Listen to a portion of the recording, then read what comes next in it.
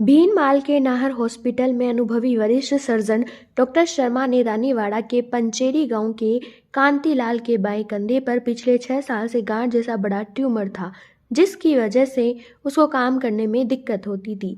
पहले ट्यूमर छोटा होने की वजह से उसको परेशानी नहीं थी, लेकिन पिछले 2 साल से ट्यूमर बड़ा हो जाने की वजह से उसको दिनचर्या काम करने में काफ़ी परेशानी हो रही थी। तब कांतिलाल गुजरात के बड़े हॉस्पिटल में बताया, जहां पर उन्होंने 70 से 80 हज़ार तक का खर्चा बताया।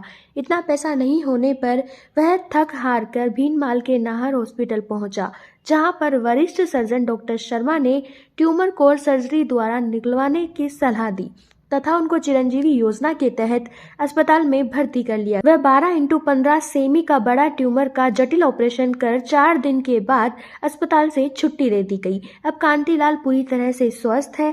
कांतिलाल ने बताया कि वह गुजरात में इलाज करवाने के लिए गए, लेकिन पैसों की तंगी की वजह से इलाज नहीं करवा सका, लेकिन नाहर हॉस्पिटल में चिरंजीवी योजना में मुफ्त इलाज किया गया।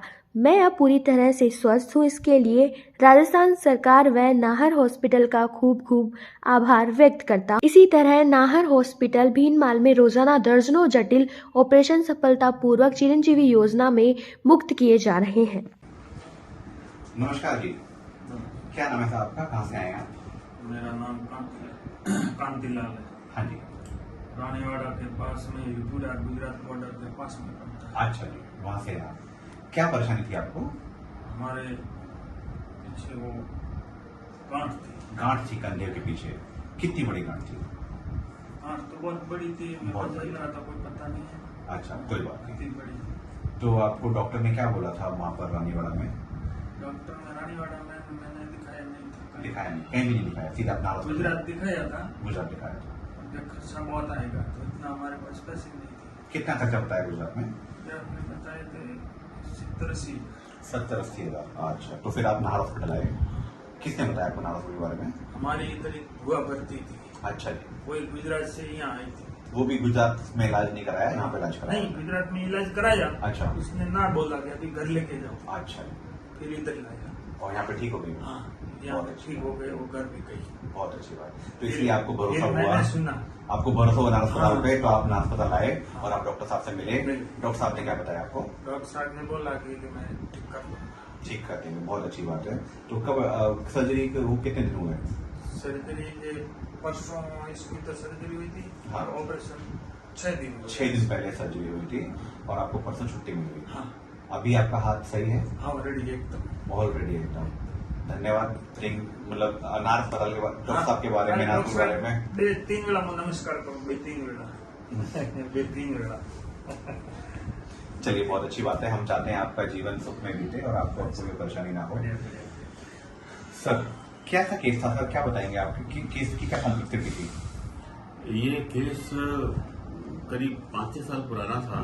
पहले इनकी गांठ थी, जो एक छोटी गांठ थी, शुरू हुई थी ये कंधे रीजन में, शोल्डर रीजन में। ये करीब बाएं कंधे के ऊपर डेवलप हुई थी। इसके बाद इसमें देखा तो इसमें ग्रोथ इसकी 2 साल से ज्यादा बढ़ने लगी थी और इसने बड़ा साइज रिटेन कर लिया था। इतना बड़ा साइज रिटेन कर लिया था, जो एक कपड़े पहनते थे उसके ऊपर बहुत बड़ा एक कोबड़ सा दिखाई दिया करता था।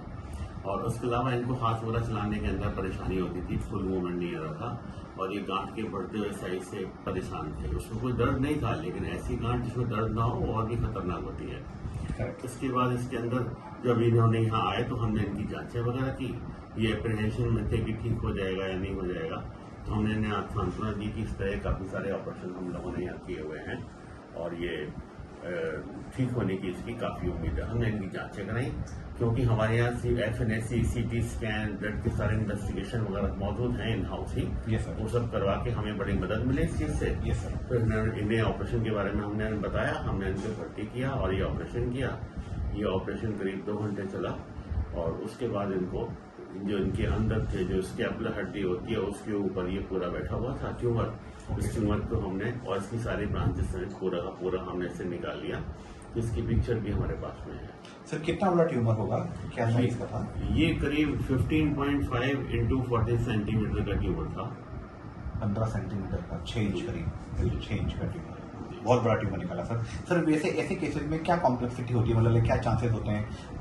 वो ट्यूमर क्या कैंसरस था या नहीं था, या हम इस ट्यूमर को जांच के लिए इसमें कैंसर के चांसेस हैं या नहीं बायोप्सी के लिए भेज देते हैं। वो हमने भेजा भी है इनका, ताकि उसमें पता चल पाए कि ये पूरा ऑपरेशन हो गया या इसके बाद आगे इन्हें किसी दवाई की और जरूरत पड़ेगी। ये डिपेंड करता है। होता ये कैंसर के अंदर या किसी ट्यूमर के अंदर, ट्यूमर बिनाइन और मेलिग्नेंट दो तरह के होते हैं।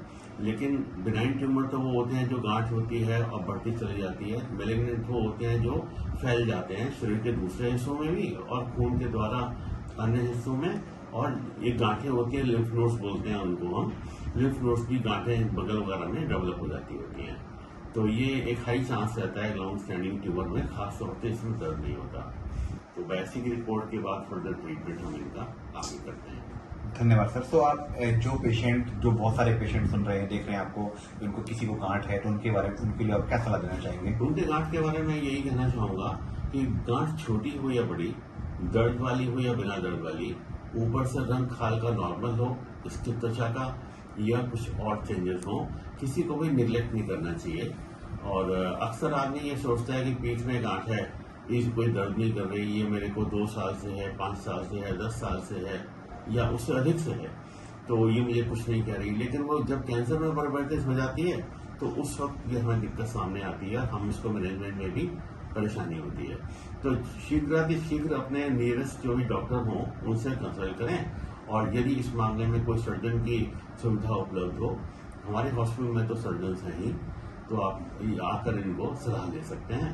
और उसके बारे में इसका प्रॉपर निदान क्या होना चाहिए, ये उसको हमें डॉक्टर को दिखा के ही पता चलेगा। डॉक्टर उसकी जांचें करते हैं, जांचें करके मालूम करते हैं कि इसमें किस तरह के चेंजेस हैं, और हमें उसमें एफएनएसी वगैरह का ये जांचें होती हैं, या सीटी, एमआरआई, ये सब हमारे हॉस्पिटल में उपलब्ध हैं। सारी फैसिलिटी कहीं बाहर जाने की जरूरत नहीं है। उसको फिर हम अकॉर्डिंगली मैनेज करते हैं, सलाह देते हैं कि गांठ को हम निकलवा लेते हैं, निकलवा के उसकी बायोप्सी की जांच के लिए भेजते हैं।